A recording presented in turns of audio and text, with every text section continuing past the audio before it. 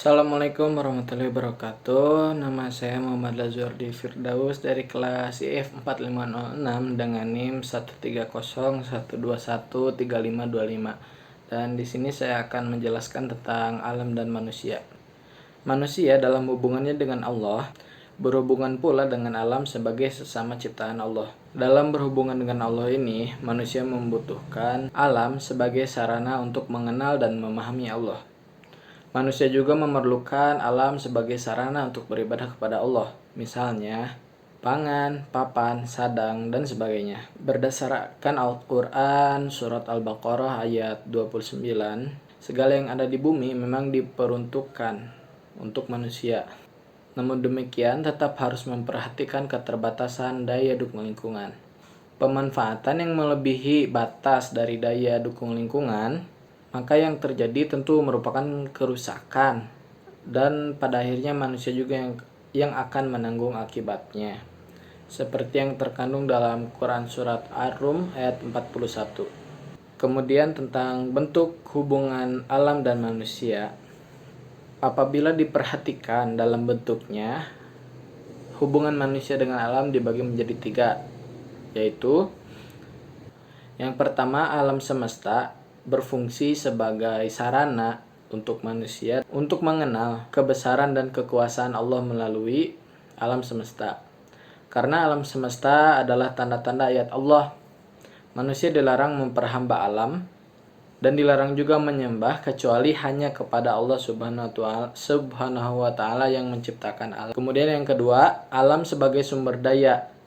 Alam sebagai sumber dayanya diciptakan Allah untuk memenuhi kebutuhan hidup manusia. Dalam memanfaatkan daya sumber alam ini, manusia juga harus melakukannya dengan wajar. Demikian pula tidak diperkenankan pemanfaatan sumber daya alam untuk memenuhi kebutuhan generasi saat ini tanpa memperhatikan kebutuhan bagi generasi selanjutnya. Manusia juga dilarang menyalahgunakan pemanfaatan alam dan sumber daya untuk kepentingan tertentu, sehingga hak pemanfaatannya bagi semua kehidupan menjadi kurang atau hilang. Yang ketiga adalah manusia mempunyai kewajiban guna memelihara dan merawat alam untuk keberlanjutan kehidupan. Tidak hanya bagi manusia saja, akan tetapi bagi semua makhluk hidup lainnya. Tindakan manusia dalam memanfaatkan alam yang melebihi batas dan asas pemeliharaan konservasi sehingga mengakibatkan terjadinya bencana merupakan perbuatan yang dilarang dan akan mendapatkan hukuman. Sebaliknya, bagi manusia yang mampu memelihara dan merawat alam, maka akan diberikan ganjaran dari Allah Subhanahu wa Ta'ala.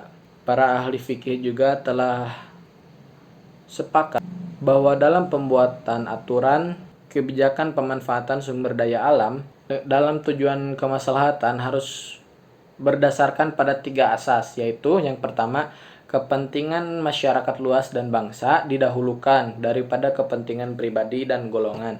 Yang kedua, menghindari atau menghilangkan penderitaan harus didahulukan daripada memperoleh keuntungan.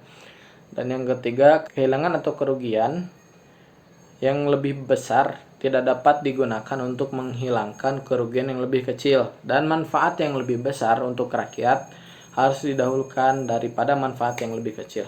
Kemudian sebagai penutupan, dari poin-poin materi di atas bisa disimpulkan bahwa Allah menciptakan alam untuk digunakan dan dimanfaatkan secukupnya oleh manusia.